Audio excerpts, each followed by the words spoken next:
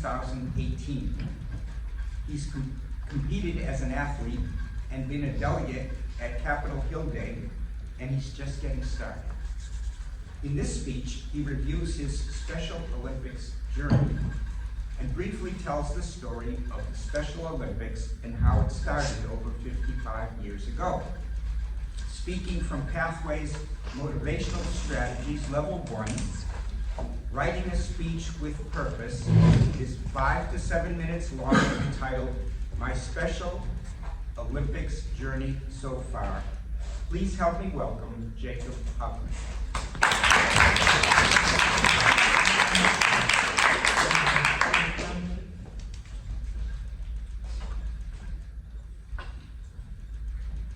Good morning, fellow Toastmasters and honored guests. My name is Jacob Huffman, and I am an athlete leader with Special Olympics, North Carolina, and Special Olympics, Gastonia Canada. This morning, I will be telling you about my involvement with Special Olympics, specifically as a member of the delegation that traveled up to Washington, D.C. in February 2024 for the 2024 Capitol Hill Day. But before I can tell you about Capitol Hill Day, please allow me to tell you a little bit about Special Olympics as a whole and a condensed version of my Special Olympics story.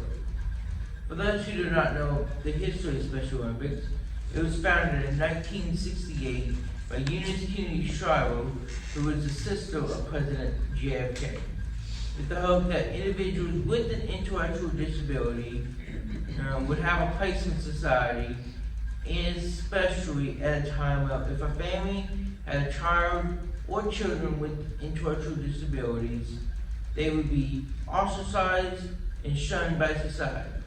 This was unfortunately the case with Eunice's sister Rosemary Kennedy, who was institutionalized and later lobotomized.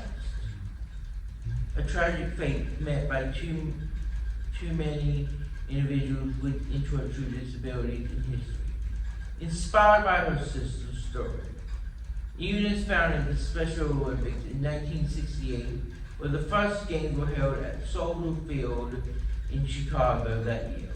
In the nearly 56 years since the founding, Special Olympics has grown to serve individuals aged 8 and up around the globe, all at no cost to the athletes or their families. I am just one of those countless athletes who have benefited from the program. I began participating in Special Olympics in 2018, where I played volleyball. Since then, I have only grown, expanding my portfolio to participate in equestrian, bowling, and athletics with track and field. In these sports, I have earned a first place ribbon, 2 third place ribbons, 1 fourth place ribbon, and a bronze medal. However, I am just more than just an athlete. In 2018, just a few months after I had started as an athlete, I was selected to become a gold messenger, or an athlete leader who can speak on behalf of Special Olympics.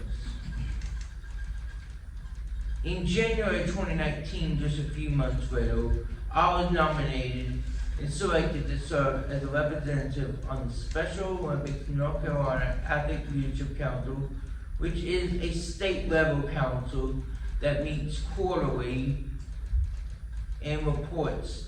It makes recommendations to the Special Olympics North Carolina Board of Directors along with their executive staff.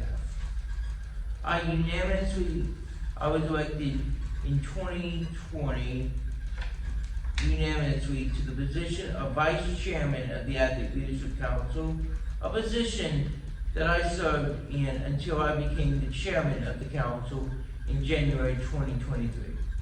Since then, I have accomplished so many things, including being the recipient of the 2023 Billy Quick Outstanding Leadership Award, the only state-level award given to athlete leaders.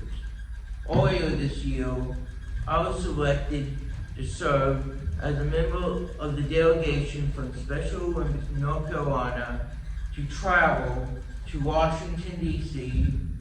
to take part in the annual Capitol Hill Day. In this event, I met with members of our Congress, including the House of Representatives and the Senate for North Carolina, to advocate and raise awareness for Special Olympics, and was able to have my voice heard for once, something that unfortunately does not always happen, and has had struggled in the past for it to happen.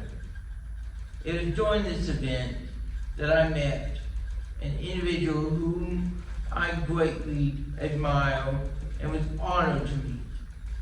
The chairman of Special Olympics International, Dr. Timothy Shriver.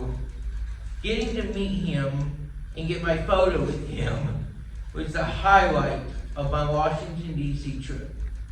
And that photo is now on my wall in my office where everyone can see it.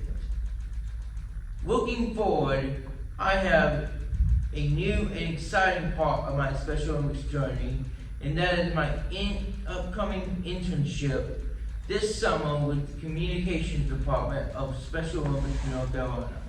I feel as if this is going to open so many different doors for me, not only with Special Olympics North Carolina, but Special Olympics as a whole. Thank you all for being here this morning and allowing me to speak with you about an organization that has given me so much over the past 6 years. And if anyone has any questions or would like to get involved, please feel free to see me after this morning's meeting.